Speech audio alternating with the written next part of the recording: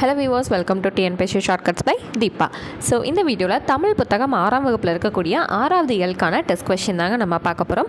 So நீங்களும் நம்ம கூட டெஸ்ட் அட்டன் பண்ணி பார்த்துட்டே வாங்க. டோட்டலாக நம்ம கொடுக்கக்கூடிய கொஸ்டின்ஸ்க்கு எவ்வளோ மார்க்ஸ் நீங்கள் ஸ்கோர் பண்ணுறீங்க அப்படிங்கிற விஷயத்த மறக்காமல் கமெண்ட் செக்ஷனில் தெரியப்படுத்துங்க. ஸோ இப்போ தான் நம்ம வீடியோ ஃபர்ஸ்ட் டைம் பார்க்குறீங்க, அப்படி இல்லாட்டி சப்ஸ்கிரைப் பண்ணாமல் பார்த்துட்ருக்கீங்க அப்படின்னா மறக்காமல் சப்ஸ்கிரைப் பண்ணிடுங்க. பக்கத்தில் இருக்க பெல் ஐக்கானையும் கிளிக் பண்ணி வச்சுக்கோங்க. அப்போ தான் நம்ம வீடியோ போடும்போது உங்களுக்கு உடனுக்குடனே நோட்டிஃபிகேஷன் வரும். ஓகேங்களா? சரிங்க, இதுக்கான முதல் கொஸ்டின் பாருங்களேன். முடியரசனின் இயற்பெயர் அப்படிங்கிறது கேட்டிருக்காங்க. ஸோ முடியரசன் அப்படிங்கிறவரோட இயற்பெயர் என்னதுங்க? துரை ராசு. ஆப்ஷன் சி தான் நமக்கு சரியானது. சரி, இப்போ இதில் இருந்து இன்னொரு கொஸ்டின் உங்கள்கிட்ட நான் கேட்குறேன். துரை மாணிக்கம் அப்படிங்கிறது யாரோட இயற்பெயர் அப்படிங்கிறது தெரிஞ்சிருந்தது அப்படின்னா கமெண்ட் செக்ஷனில் தெரியப்படுத்துங்க. அடுத்த செகண்ட் கொஸ்டின், திராவிட நாட்டின் வானம்பாடி அப்படின்னு அழைக்கப்படக்கூடியவர் யாருங்க? அதாவது பாராட்ட பெற்றவர் அப்படின்னா திராவிட நாட்டின் வானம்பாடின்னு அழைக்கக்கூடியவர் யார்? முடியரசன். ரொம்ப ரொம்ப இம்பார்ட்டண்ட்டான கொஸ்டின். சரிங்களா?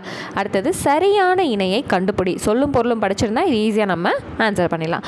ஸோ சமர், கழனி, ஆழி, மரம் அப்படின்னு கேட்டிருக்காங்க இல்லைங்களா? சமர் அப்படிங்கிறது என்னதுங்க? போர். கரெக்டாக தான் இருக்குது. கழனி அப்படிங்கிறது ஆக்சுவலாக பார்த்திங்கன்னா வயல். ஆழிங்கிறது கடல். மரம் அப்படின்னா வீரம். ஸோ இந்த மூணுமே தவறாக மேட்ச் பண்ணி கொடுத்துருக்காங்க. ஆப்ஷன் ஏ தான் நமக்கு கரெக்டாக மேட்ச் பண்ணி கொடுத்துருக்காங்க. அப்போ நம்மளோட ஆன்சர் என்னது? Option A. அடுத்து 4வது கொஸ்டின், பொன்னொரு கரியோடு பெயரும் என்று குறிப்பிடும் நூல். இது ஆக்சுவலாக பொன்னோடு. ஓகேங்களா? இது டூ வரும். பொன்னோடு கரியோடு பெயரும் என்று குறிப்பிடப்படும் நூல் அப்படின்னா எதுன்னு பார்த்தீங்கன்னா ஆப்ஷன் டியில் இருக்கக்கூடிய அகநானூறு. ஓகேவா? அடுத்து 5th கொஸ்டின், வணிகர்களை நடுவு நின்ற நன்னெஞ்சினோர் என்று பாராட்டும் நூல் எது? ரொம்ப ரொம்ப இம்பார்ட்டண்ட்டான கொஸ்டின். சரிங்களா? ஆப்ஷன் பியில் இருக்கக்கூடிய பட்டின பாலை. அடுத்து 6வது கொஸ்டின், வணிகர்கள் வண்டிகளில் பொருள்களை ஏற்றி குழுவாக வெளியூருக்கு டாஸ் என்பர். ஸோ வெளியூருக்கு போகிறத என்னன்னு சொல்லுவாங்க அப்படின்னா வணிக சாத்து. ஸோ ஆப்ஷன் டியில் இருக்கக்கூடிய வணிக சாத்து. ஓகேவா? அடுத்து கொள்வதும் மிகை கொள்ளாது, கொடுப்பதும் குறைபடாது அப்படின்னு சொல்லக்கூடிய நூல் எது அப்படின்னா பட்டினப்பாலை. ஸோ இது யாரை பற்றி சொல்லுது அப்படிங்கிற விஷயம் தெரிஞ்சது அப்படின்னா கமெண்ட் செக்ஷனில் தெரியப்படுத்துங்க. அடுத்தது சுட்டெழுத்துக்கள் மொத்தம் எத்தனை? ஸோ சுட்டெழுத்துக்கள் எத்தனைங்க? ஆ, இ, உ அப்படின்னு சொல்லப்படக்கூடிய மொத்தம் 3 எழுத்துக்கள் இருக்குது. என்னென்னங்க? ஆ, இ, உ. இப்போ இந்த ஊங்கிறது வழக்கத்தில் இல்லை. இருந்தாலும் சுட்டெழுத்து எத்தனைன்னு கேட்டால் என்ன தான் சொல்லணும்? 3. அடுத்தது 9வது கேள்வி, வினா எழுத்துக்களின் எண்ணிக்கை. ஸோ வினா எழுத்துக்களோட எண்ணிக்கை எத்தனைங்க இருக்குது? 5 இருக்குது. ஸோ இப்போது வினா எழுத்துக்கள் அந்த 5 எத்தனைங்கிறது நம்ம பார்த்தாச்சு. என்னென்ன அப்படிங்கிறத கமெண்ட் செக்ஷனில் கமெண்ட் பண்ணுங்கள். ஓகேங்களா? சரி, அடுத்தது 10வது கொஸ்டின், நிகரான தமிழ் சொல்லை கண்டறிக. அதாவது அடல்ட்ரேஷன் அப்படிங்கிறதுக்கான தமிழ் சொல் என்ன? கலைச்சொல் அறிகன்றதை நம்ம படிச்சிருப்போம் இல்லைங்களா? அதுதான் அடல்ட்ரேஷன் அப்படின்னா கலப்படம். ஓகேங்களா? ஸோ இப்போ இருக்கக்கூடிய சிலபஸ் படி நமக்கு 10 கொஸ்டின் கலைச்சொற்களை கேட்குறதா சொல்லியிருக்காங்க. ஸோ மிஸ் பண்ணாமல் எல்லாத்தையுமே ஃபிங்கர் டிப்பில் வச்சுக்கணும். சரிங்களா? அடுத்து 11வது கேள்வி, போர்க்களத்தில் வெளிப்படும் குணம். ஸோ போர்க்களத்தில் வெளிப்படக்கூடிய குணம் என்னதுங்க? வீரம். ஓகேவா? அடுத்தது கல் எடுத்து அப்படிங்கிறத நம்ம எப்படி பிரித்து எழுதலாம்னா கல் கூட்டல் எடுத்து அப்படின்னு ஆப்ஷன் பியில் இருக்கிற மாதிரி நம்ம பிரித்து எழுதலாம். அடுத்து 13வது கேள்வி, நானிலம் அப்படிங்கிற சொல்ல நம்ம எப்படி பிரித்து எழுதலாம்னா 4 கூட்டல் நிலம் அப்படின்னு பிரித்து எழுதலாம். ஆப்ஷன் பி மாதிரி பிரித்து எழுதலாம். அடுத்தது நாடு கூட்டல் என்ற அப்படிங்கிற வார்த்தைகளை எப்படி நம்ம சேர்த்து எழுதலாம்னா நாடென்ற. ஸோ ஆப்ஷன் ஏல இருக்க நாடென்ற இது போல் என்ன பண்ணலாம்? சேர்த்து எழுதலாம். அடுத்து 15வது கேள்வி, களம் கூட்டல் ஏரி எப்படி சேர்த்து எழுதலாம்? களமேரி. ஆப்ஷன் டியில் இருக்கிற மாதிரி களமேரி அப்படின்னு சேர்த்து எழுதலாம். அடுத்து கதிர் சுடர் அப்படிங்கிறத எப்படி நம்ம பிரித்து எழுதலாம்? இந்த இச்சு மட்டும் போயிடும். கதிர் கூட்டல் சுடர் அப்படின்னு சொல்லிட்டு ஆப்ஷன் டியில் இருக்கிற மாதிரி நம்ம என்ன பண்ணலாம்?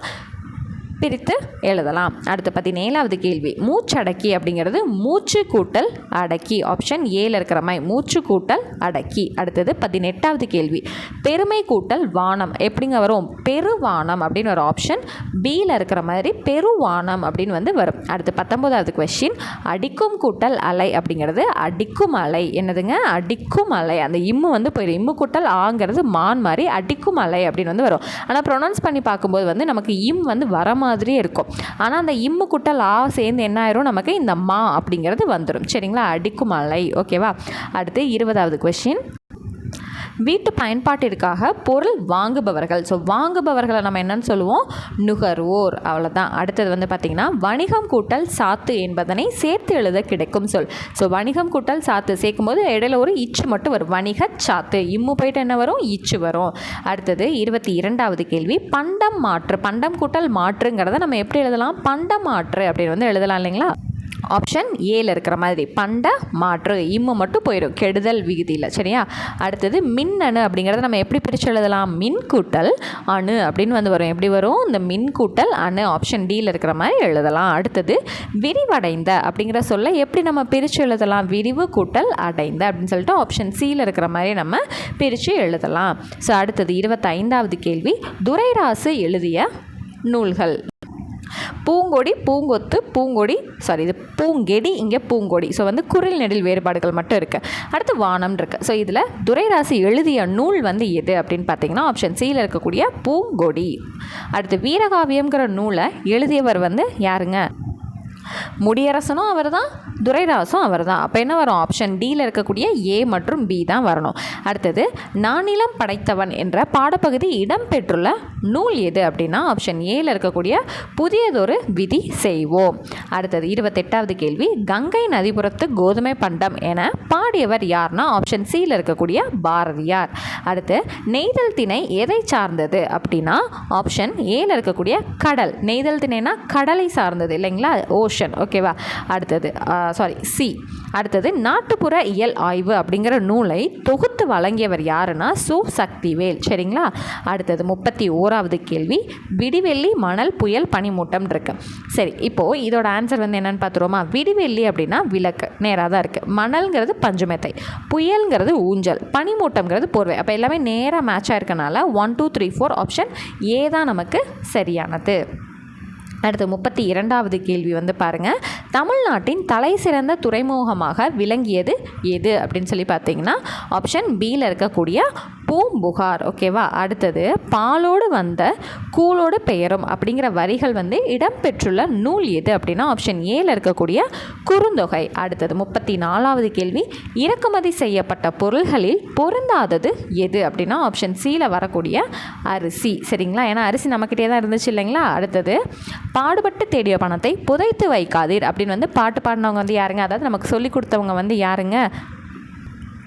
ஆப்ஷன் பியில் இருக்கக்கூடிய ஔவையார். அடுத்து கிடைக்கும் பொருள்களின் டேஸ் கூட்டி புதிய பொருளாக மாற்றுவது சிறந்த வணிகம். ஸோ கிடைக்கும் பொருள்களின் மதிப்பை கூட்டி புதிய பொருள்களாக மாற்றுவது சிறந்த வணிகம். அப்போ என்னது ஆன்சர்? Option B. ஓகேவா?